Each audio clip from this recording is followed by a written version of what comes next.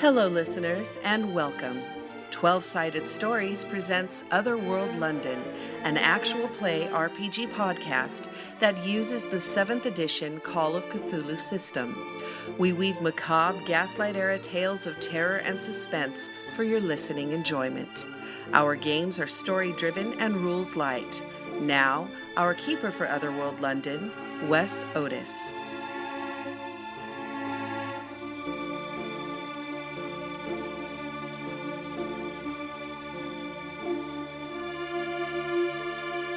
Let's jump right in. First, let's introduce our one player for this game. Hello, my name is Michelle Otis, and I play Eugenia Penbottom of the Lancashire Penbottoms. What's important to remember about this episode, this is going on at the exact same time as the other one-on-one games.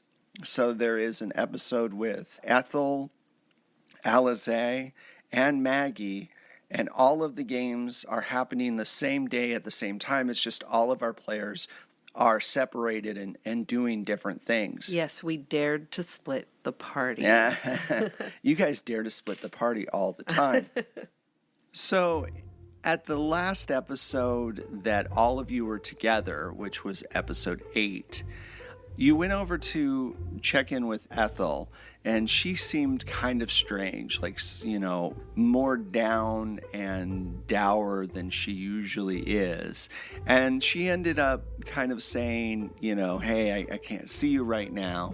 So you left and you went over to Alize's, and you found Alize downstairs on the floor in her shop, and she was covered in all these runes drawn out in blood that had been written on her body. And you then helped her upstairs and washed off all the runes without... Well, of course, dear. Who would like to be covered in blood? Yes, so that is where we're basically picking it up. You're leaving Alize's, you've put her to bed, even though it's mid-morning. And you head back over to your house. The day is in full swing there. You have all your different house servants doing whatever their jobs are. Your husband isn't there. He's out probably dealing with some sort of business deals, and he's got to mend some fences. In episode 7, he hauled off and punched Mabel's husband, Lord Tillis. And so now he's got to kind of deal with that. So he's gone for the day. When you go upstairs, because you're checking in on each of the rooms to make sure they're being cleaned to the proper standard, you notice Godfrey staring out the window, not really doing anything. Godfrey? He slowly turns around towards you, kind of in a jerky motion, like not fluid like a normal person would be. His eyes are colored this pale blue with no pupils at all.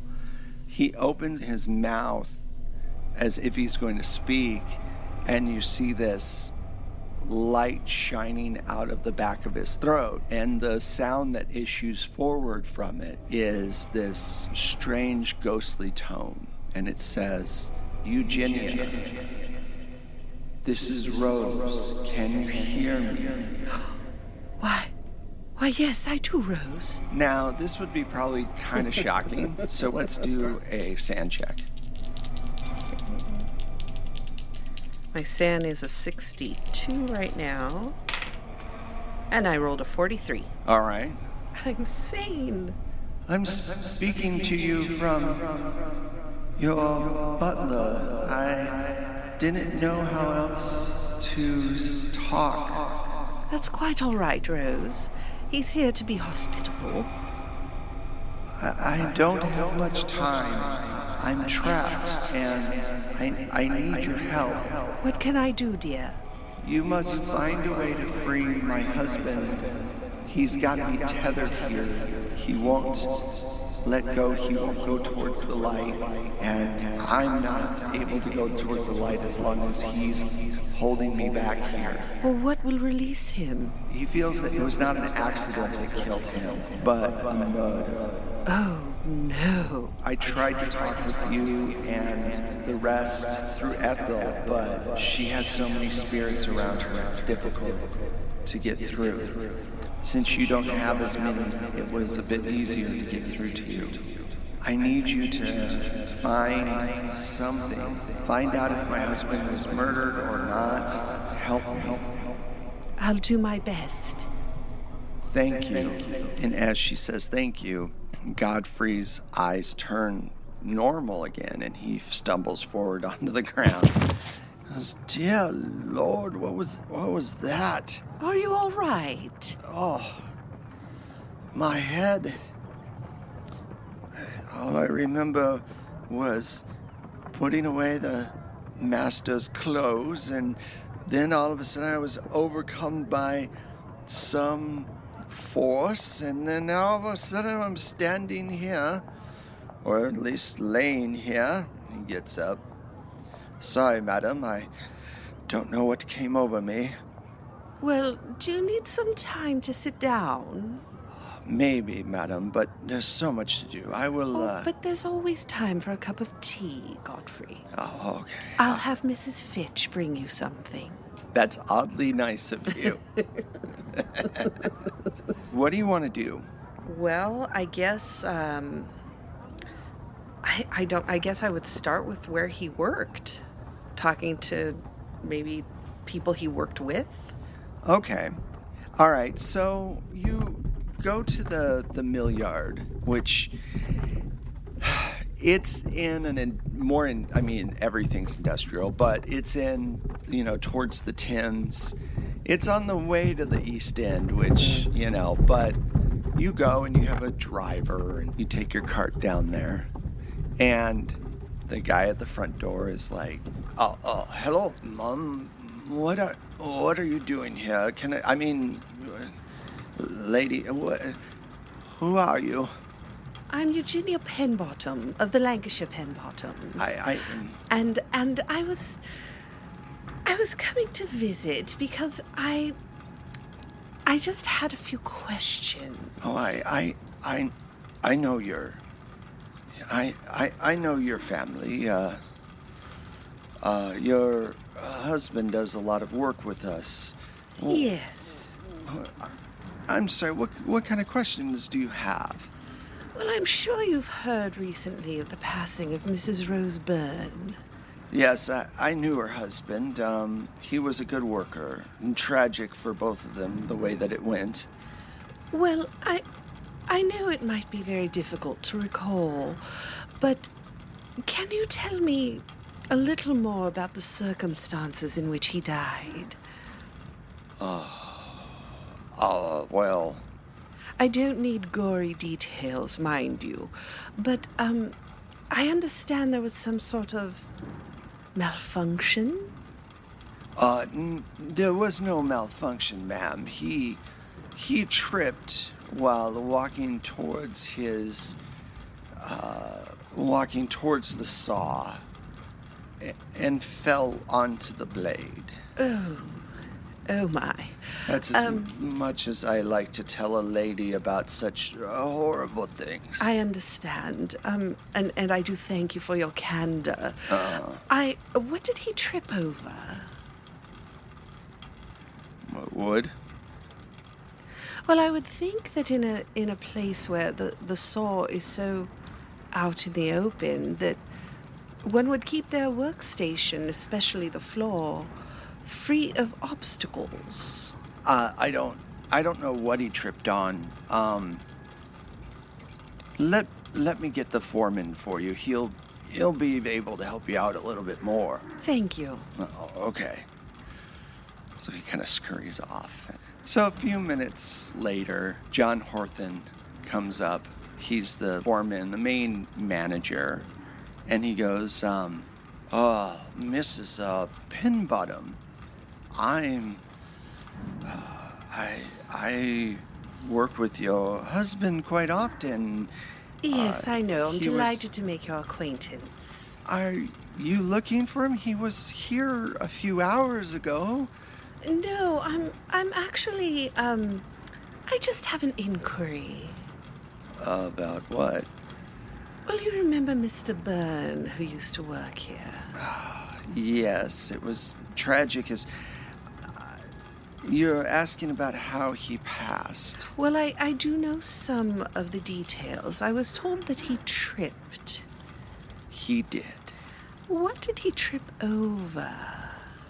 To be honest, ma'am, we don't know what he tripped over. It was the most curious thing. He was doing his normal work. It's a very large saw, and he was walking towards it. He tripped forward. He went into the front of the blade. It's all quite grisly. Right, I don't need the grisly part. However, I'm just wondering how an experienced sawyer could have been so clumsy around the blade. Sometimes, accidents just happen, no matter how experienced they were. I don't know how else to say it. Well, may I ask, were there any unusual circumstances that day? Visitors who don't normally come to the factory, or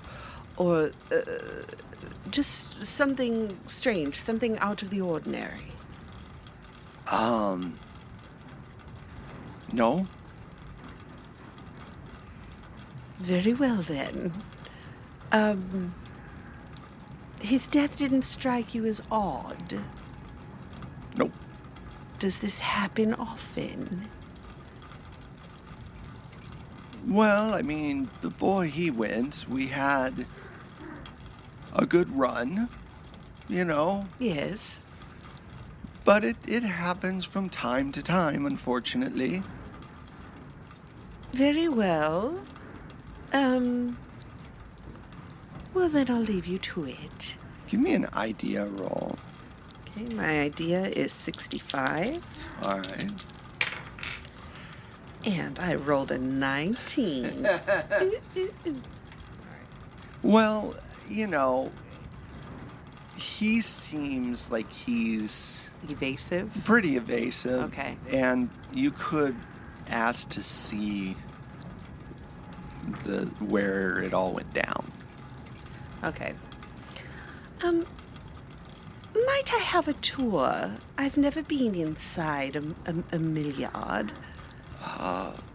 Lady Penbottom, I'm very sorry, but this is a place of work, and it's not a tourist kind of thing. Well, at least may I see the site where it happened?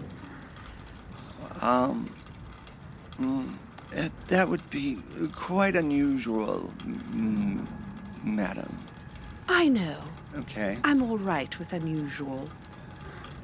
All right then. Come with me, and he takes you back, and it's pretty loud, and he takes you to the saw where it happened, and it's not being used. It's there. The blade is covered with dust because it's been a few months. He goes, oh, here it is. He landed right there. I mean, we cleaned up most of the blood, and you can see the blood in the wood on the floor. Mm-hmm. Because that's hard to get out. Anyway. So is it not functioning any longer? Well, madam, we felt that it would be best not to use it for a while, out of respect for the dead. Yes, I understand. But it's been quite a while. Have you not thought about replacing it? It's very expensive to replace such a large saw. We just have to get it refurbished, I guess would be the word. I'm not sure. Oh, quite right. Now, do I see where he might have tripped? Do I see... Is there a gate around it? Do a spot hidden for me. And yes, there is a gate. Okay, my spot hidden is 50. And I rolled a 17. Wow. My dice are on fire. So you're looking around it, and this guy's like nervously kind of watching you. And you notice there's, underneath the dust, you think you see something. Because dust piles on top, but sometimes you can kind of see through it a little bit. I just kind of walk over with, and go, oh, what's this over here? And I blow on the dust. So, Madam, wait, don't get close to it. And when you blow on the dust, a small section comes clean, or as clean as it would. And you see what looks to be writing on the blade. And what does it say? It's like runes and looks like some kind of strange. You've seen writing like this in spiritualism text before. Mm-hmm. You don't know how to read it.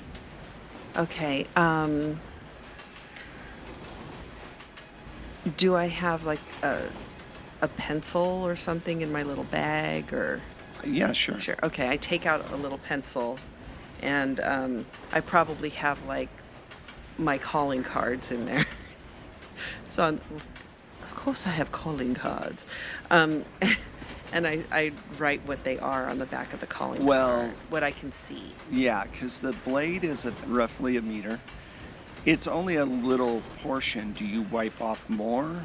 I don't want to wipe off the runes, but I blow like as much dust off as I can. Madam, I feel this is highly inappropriate, and you keep like cleaning off parts of it. And the more that you clean off, you notice that it's this giant, basically, pentagram that's on the entire blade. Ooh. And with all these markings and stuff in it. Okay, I draw it as best I can on, little cards. Right. And I look at him and I say, you don't think this is unusual? Especially, didn't you think I would notice there's a gate round the saw? How could he trip and fall over the gate? Sir. Yes. I have 2 sons, both of whom would try to get away with lying to their mother. And, sir. Yes. I am seeing you avoiding my gaze, which tells me you are not being entirely truthful. Madam. Sir. We cannot afford the scandal that this will bring to our establishment. Well, I'll be discreet. You have been in the papers, and I'm just a little worried about us ending up in the papers. This is a personal mission. Personal mission on what? He died. There's nothing that can bring him back at this point. He died with some sort of strangeness round it all. Yes. So, let me start by asking, who put the marks on the blade? I was I don't know who put the marks on the blade. I was given money to leave the door open. I was told not to tell anyone about the markings on the saw. And who gave you the money? I never saw them. I got a note that said that I would get a certain amount of money if I left the door open and if I left the saw alone. I thought they were just going to steal some things and then I would report it. Right. Do you still have the note? After he died, I got rid of it. Understandable. Well, you're right to keep it covered up. and your right to never use this again. I don't know if there's really much more you can get out of him. Okay. You don't get the sense that he has anything to do with a magical, pentagram I want to on ask a him, blade. how much money was it? It was 700 pounds. Dear Lord, Yes, it was quite a bit. to say the least. That's a fortune. I did pay for his burial out of respect because I didn't know what was going to happen to him. Out of respect? You mean out of the pocket change from 700 pounds? Yes, ma'am. And you didn't think it was unusual to be receiving such a large amount? No, ma'am. Well then, I say good day to you, sir. Good day. Okay, so this brings up obviously a lot of questions. Where do you think you'd go next? So she'll probably want to go to Ida's because she knows Ida's husband has a pretty extensive library. Okay, so just to remind everybody, Ida is part of the society, but is not one of Mabel's, cronies. She is part of the society mainly because she wants to be social. She wants to kind of hobnob with the upper crust. Yeah, she's upper crust herself. So you head over there, and she comes down.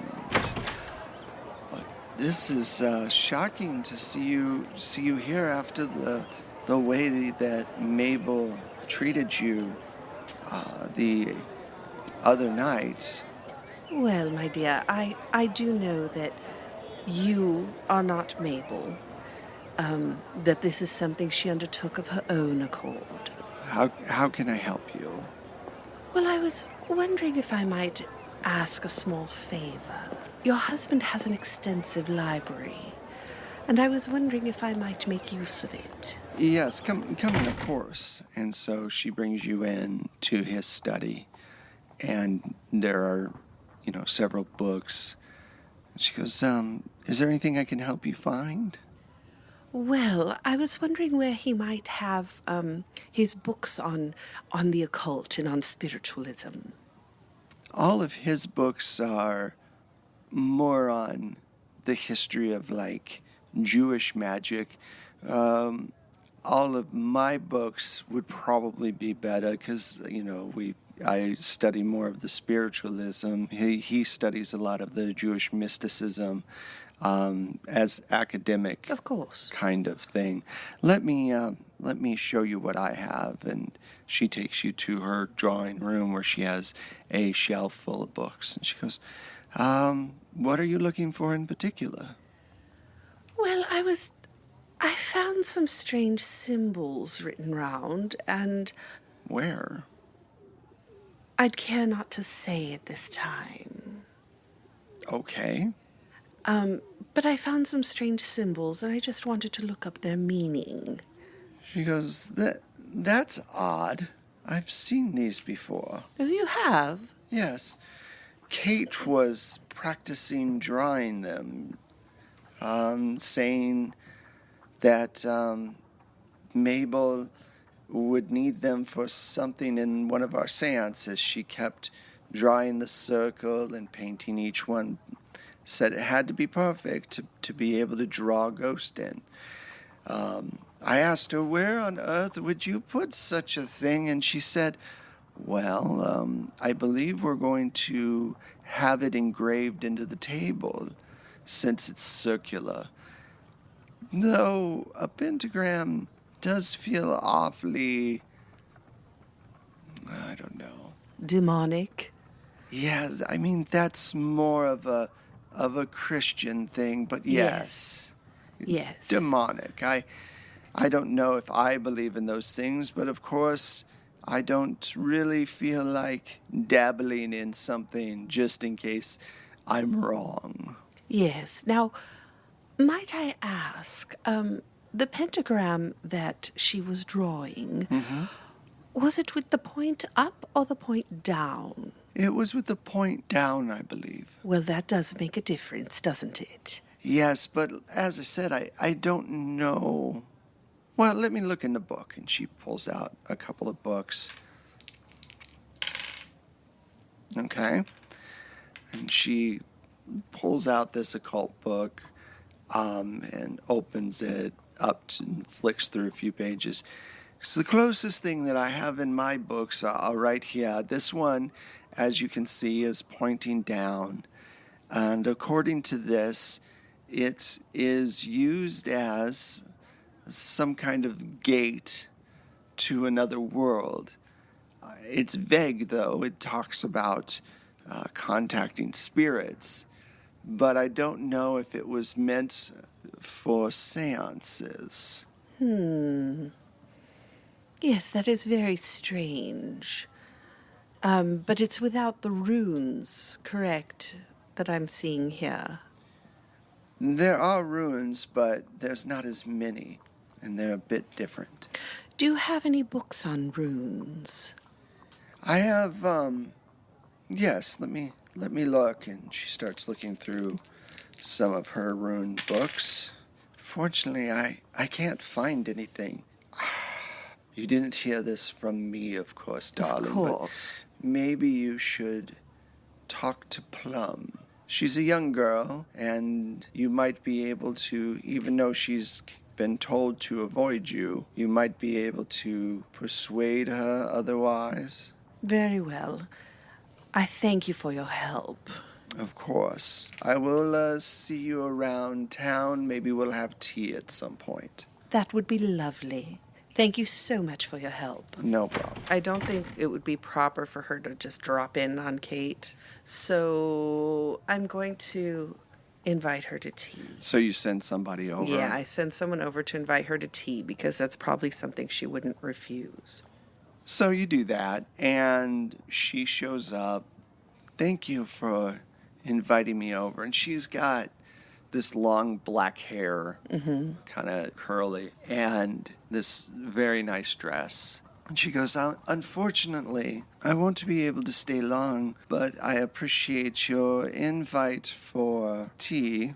Well, as long as you can stay for a bit. Please do sit down. She sits down. So how have you been? Oh, I've been well. We're still planning to go to New York soon. I'm very excited. Oh, and what shall you do there? I'm not sure. I'm sure we will see some shows or something. I don't know what the Americans do for leisure, but, it should be fine. Oh, well, it does sound like an enjoyable adventure. Yes. And, she's drinking her tea relatively quickly. Kate, I have a question. Yes. Well, I came across such a strange thing, and I was wondering if you know anything about it. I came across these symbols. I thought that maybe because of your interest in the society, you might know something about them. Where are you, by the way? We're at my house. Yeah, I know, but what room? Probably the parlor. Okay.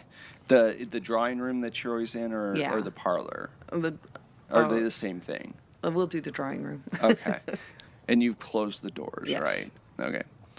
And she goes, what symbols are you speaking of? And I just kind of sketch out something in front of her, because I'm not going to show her what I, copied, but I sketch out.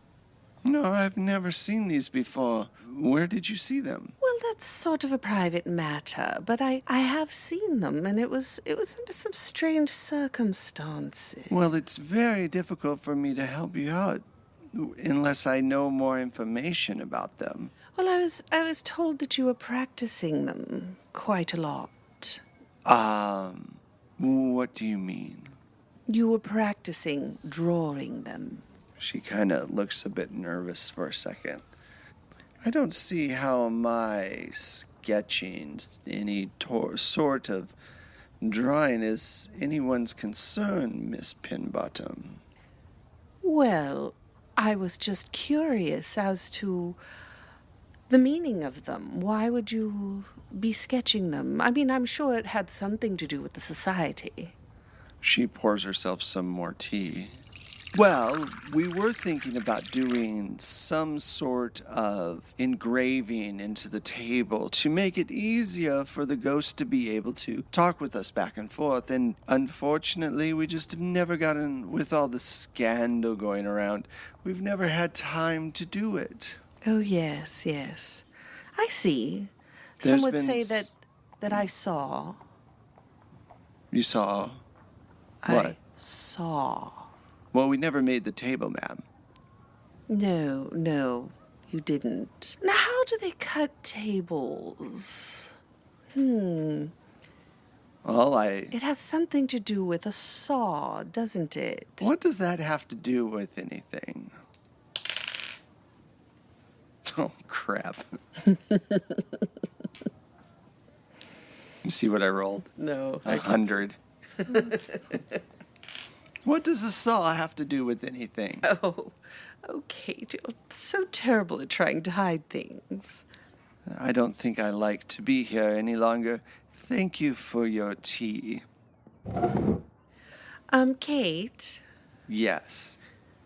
why did you put these things on a saw? I don't know which saw you're speaking of. I never put anything on a saw. Oh, really? Really? Kate, What? I grow tired of this. I think you know where I saw these runes. There's that word saw again. Are you saying that you saw these runes in, I don't know, and she kind of looks towards the door and looks back at you. Maybe you saw these at Rose's husband's work, and she starts to cross the room towards you. And? And maybe you should have just let well enough alone.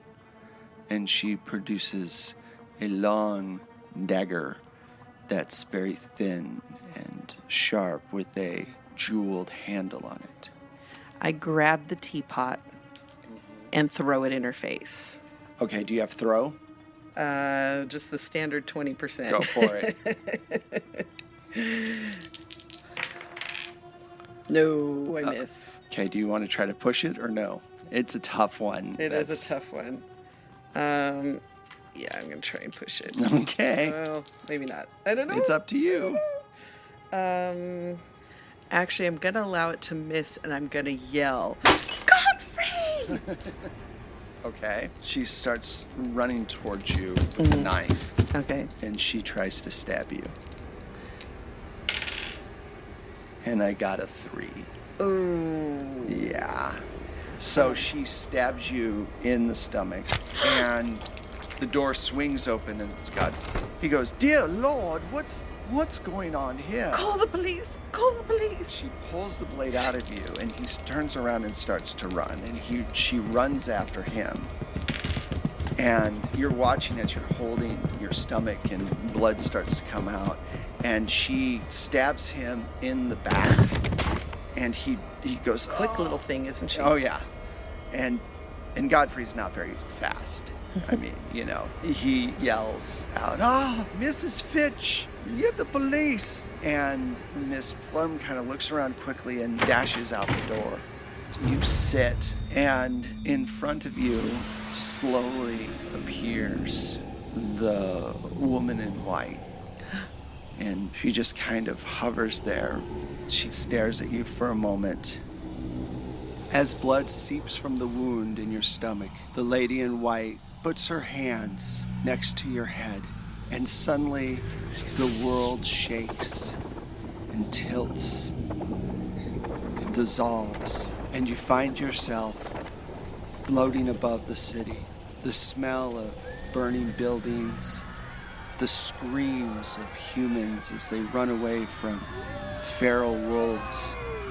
Through the streets, the antler god hunts, taking down any human he finds. His wolves are his weapon. Their howls send shivers through your body. You can feel their hunger. You look down, and the streets are slicked with blood. There's only a few humans left. That's when you notice that the lady in white is next to you. She points at the destruction, and though she doesn't seem to be able to speak, her expression tells you she is not your enemy. She is here to warn you of a future that could be. Then suddenly, you start falling out of the sky towards a burning building. Right before you hit the ground, you wake up from the vision. And then she starts to fade out again. Make a sand check for me. Oh, no. Okay. 90 over my 62. Make an intelligence check. Oh, I want to roll high. Oh, now I roll low. 37.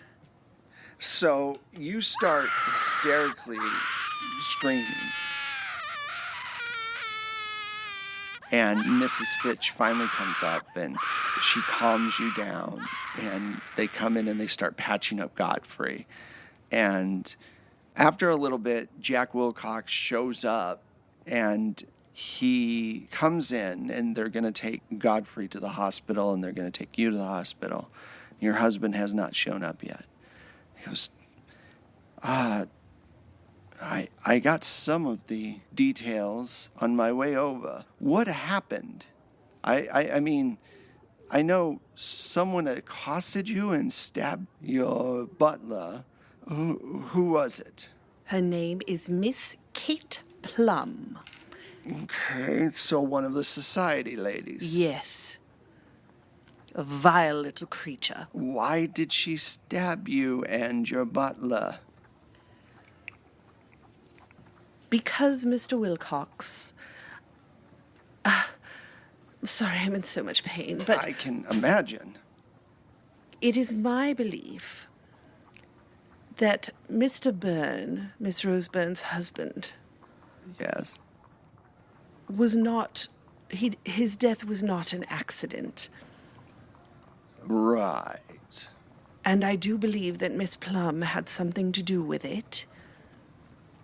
And I believe that the person behind it is Mabel.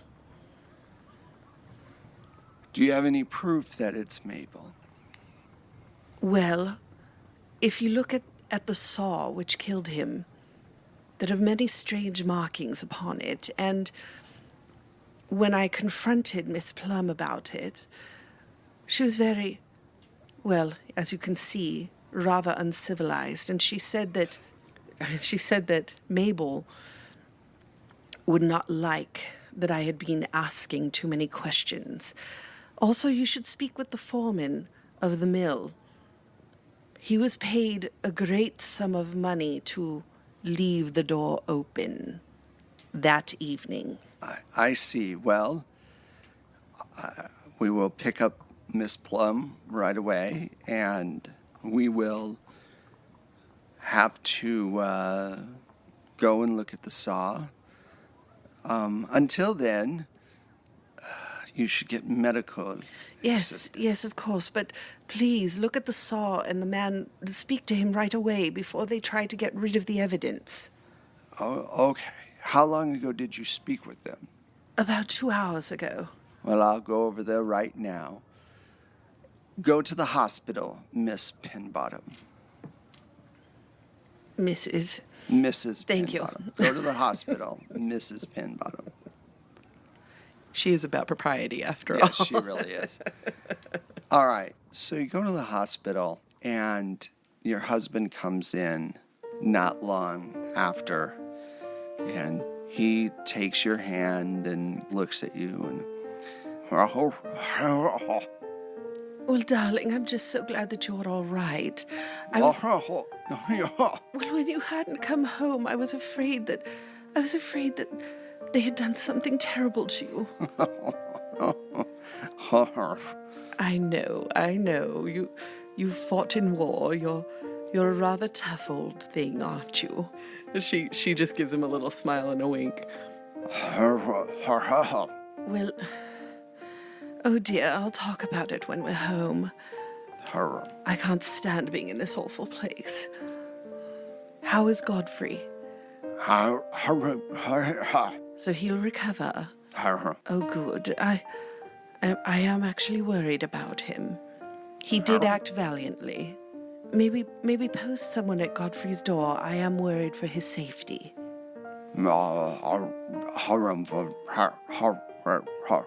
Thank you, dear. Okay. So yeah, he'll post someone at the door. This is a good place to stop. So thank you very much, Michelle. I hope everybody enjoyed this one-on-one game. All of these games are going on at the same time, and when everybody gets back together, it'll be interesting to see everything that kind of comes out of all of them. You can find us at 12, that's the number 12, Sided Stories on Twitter. You can also find me at Plate Mail Games on Twitter. You can get audio for your own games from us on Drive-Thru RPG. I will now pass it to Michelle so she can tell you where you can find her. You can find me on Twitter on @Michulu, Michulhu. And yeah, that's the only social media I've got right now. One thing I'd like to mention is that 12-Sided Stories now has a Patreon page. Our goal is to be able to put out a weekly show, and with your support, we can make that happen. Just search 12-Sided Stories on Patreon to find us. Thank you so much for joining us, and we will be posting more very soon. Goodbye. Bye.